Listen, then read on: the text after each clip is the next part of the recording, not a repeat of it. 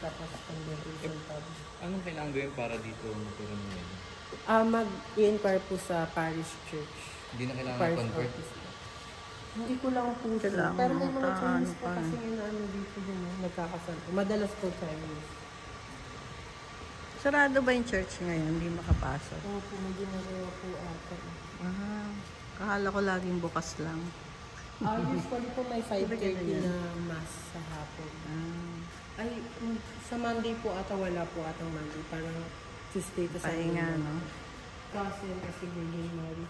So, dahil nga po, stubborn child sa St. Augustine to St. Monica, nung madasalin po si St. Monica. So nagpe-pray po si St. Monica, and then one moment from her life, nagpakita po si Virgin Mary.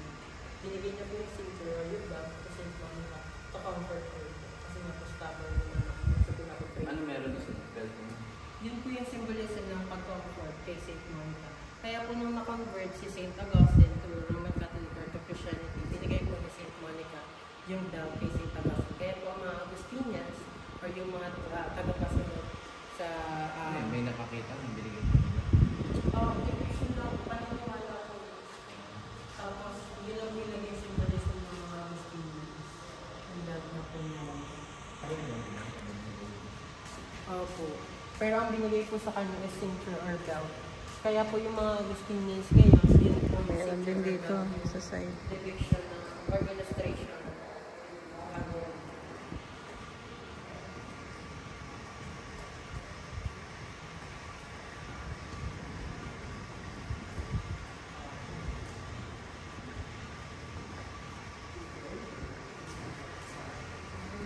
Pa doon, no? Dito tayo. Careful po. Oh, malamig.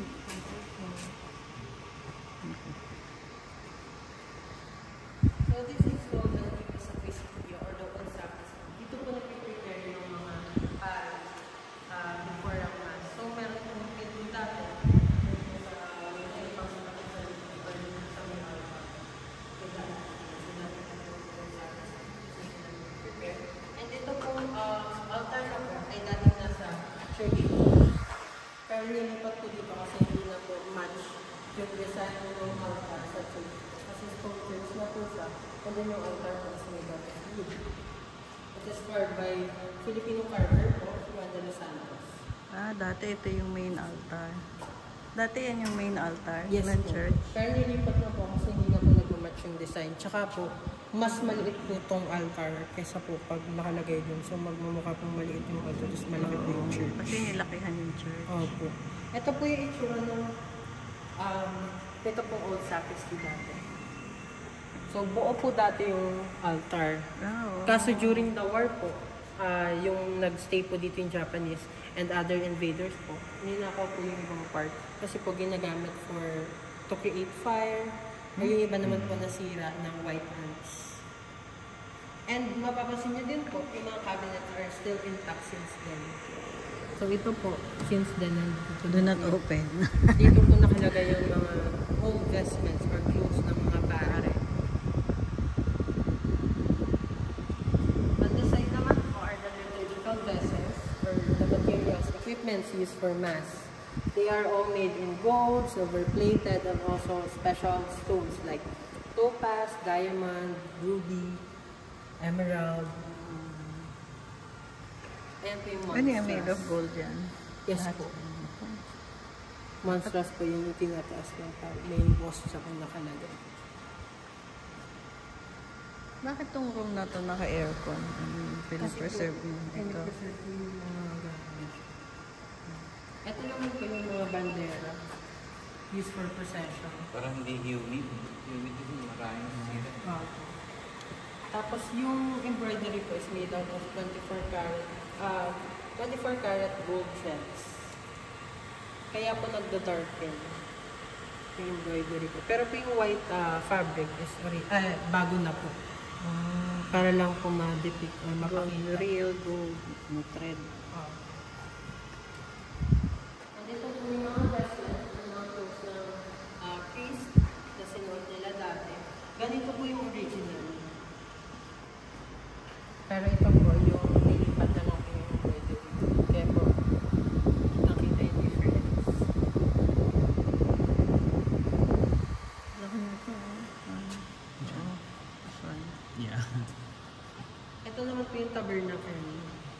ay ginamit sa church altar din. Tapos ginagamit din po siya for special occasions or pag Thursday o pag special. Ginagamit pa rin. Yes po, ito po. Kala ko nakaano lang siya. Yun po naman yung nasa altar data, yung nasa taas. Yung po table, sa harap ng table design. Nilalagay nila sa harap. Ito naman po yung mga liturgical books is for different sacraments, like death, weddings, baptism, written in Old Latin language dictation.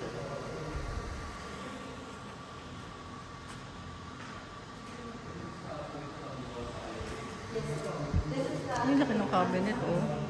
Cabinet.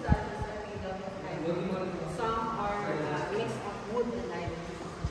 And you will notice po na some of the saints lost their hands because hands and heads are made out of ivory and every baptism is expensive and valuable. So, ivory din po. Pero ang mas madali po kasi makuha is yung kamay. So during the invasion po, ninanakaw po nila yung kamay. Yung iba naman po, pinapahiram daw po yung kamay para, tapos pinakakita ng may sakit para madaling bumalik. Ito yung paniniwala nila. Then, laki ng mga ivory dati. So ganito during Pasko para makapag-create ng saint. Heads and hands are made of ivory and bodies made out of wood and they put clothes to create saints.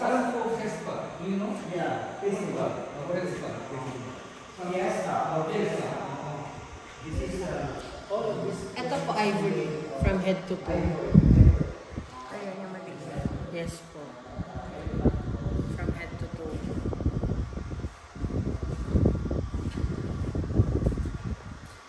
Ito din po ivory from head to toe. Pero bago na po siya, from the 20th century na siya. This one din po Ang ivory daming elephant. from ivory.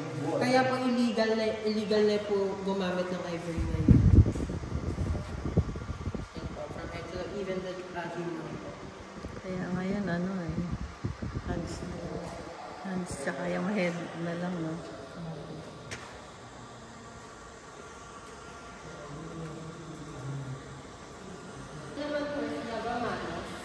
So after mass po, naghuhugas po sila dito ng kamay or body.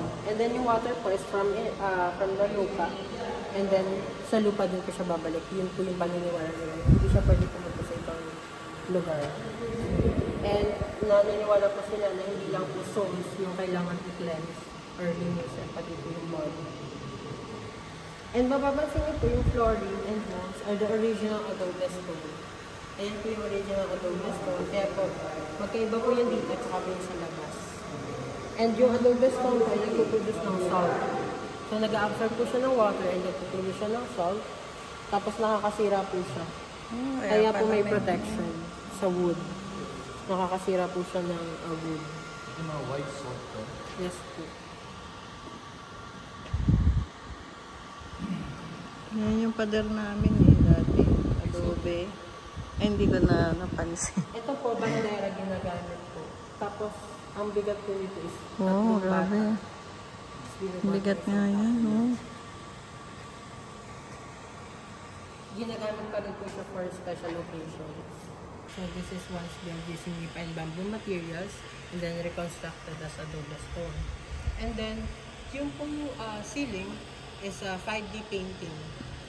5D? Opo. Bakit 5D? Kasi po, every angle, para siyang carved, para pong nakaangat. O di 3D yun. Kasi po ang 3D, parang ilang parts lang po, makikita niyo nakaangat yung 3D. Pero 5D po, parang every angle. Ay, sarado siya ngayon, hindi tayo makapasok. And it is called Trompe-l'oeil po, painted by two Italian painter, Alberoni and Giovanni po. And then yung pong door na yun po yung door papunta sa tomb ni Miguel Lopez de Legazpi. Yun po yung Saan? may bomba, na bomba. Yung pong door na po yung may ilaw, yung may nakahigap. So he died in the year 430 at the age of 76. Kasi po late na po siya nag-turn into Christianity. Parang nasa 30s na po pataas. Kaya po nung nag-serve siya as a bishop, naging bishop po siya sa Hippo in Algeria. So, kaya po Yun, late na po siya Pero yung nakapag. nangyari niya, saan yan? Ito po, sa Algeria po. Sa Algeria siya namatay. Apo. And his body was transferred from Algeria to Milan. Kasi po, ang paniniwala nila, kung saan ka bininyagan, doon ka din dapat ilagay. Ay, ganon. Po. Kasi po, yung confessions po niya, yung, ang naging way po para maging saint siya is through his confessions.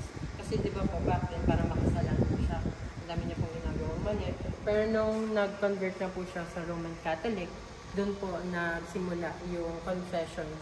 So yung Pope ang nag-decide na siya ang bibigyan. Bishop po usually, wala pa po atang Pope dati. Parang mostly bishop po. Kasi po naging bishop din po siya sa Ibo. So, nagpapakalag po Bishop siya sa people po. Sa Algeria din. tipo ang tawag. Place. Ito ano, parang burial. Parang burial talaga. Hindi tayo makakapasas sa pero minsan po, dinubuksan. Kasi kung hindi nagawa po Ito yung isa pang altar.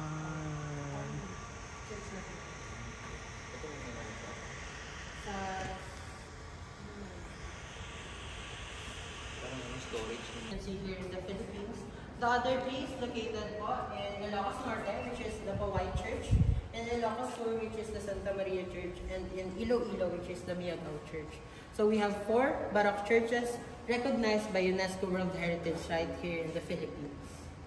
And this is the convent. This is the San Agustin Convent. And this hallway is called the cloister.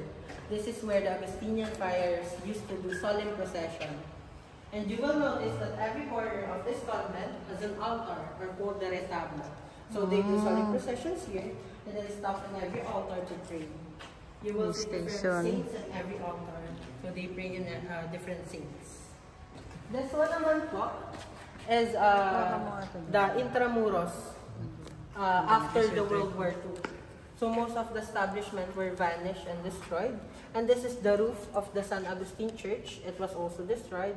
And the second floor of this convent was totally vanished. So the first floor is only the remain after the World War II. So they just reconstructed this place po. But the first floor are the only remain and intact.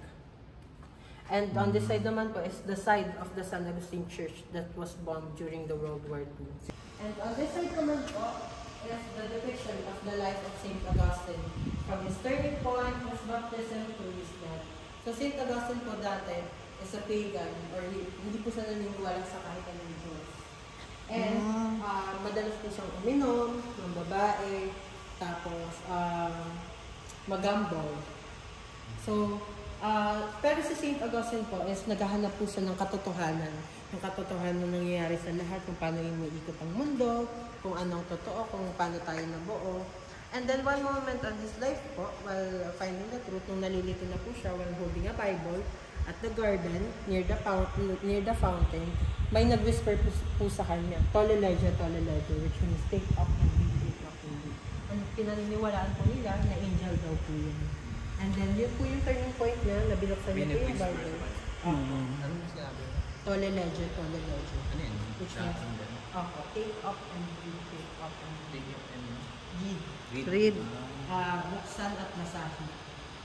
And then, binasa niyo po, nakita niyo po yung piece of paper na letter galing kay St. Paul. And doon po, para may tumusok sa puso niya na ang katotohanan ay nasa puso ng tao lang daw. And yun po yung naging turning point niya, and he was baptized by St. Ambrose together with his son Adeodatus and his friend Anitis. So nagkaroon na siya ng anak, pero wala po siyang asawa. Kasi na siya na anak? Opo, si Adeodatus po. Paano siya nagkaan? Kasi po nang bababae siya. So, basta na lang may pumunta sa kanyang bata. Hindi po, parang nakabuntis siya pero hindi niya alam kung kanino. So, kung alam ng Ay, Italy to, map Parang oh. kung binigay na yung bata, parang ito yung anak mo. Ganyan. Ba't may ano dito ng Italy? Yung map. Yes po, kasi ang Augustinians po is nag-travel po talaga sila sa different parts ng mundo. And they influence po. And also po, yung Roman Catholic po is most likely nasa Italy talaga. Kasi po si St. Augustine was baptized also in Milan, Italy. But he was originally born and raised in Algeria po, or in North Africa. This side naman po is the inner garden or the paradise garden where the Augustinian friars used to meditate, relax, connect with God and the nature. So ito po yung symbolism ng turning point ni Saint Augustine, yung sa garden and near the fountain. They are all written in Old Latin language.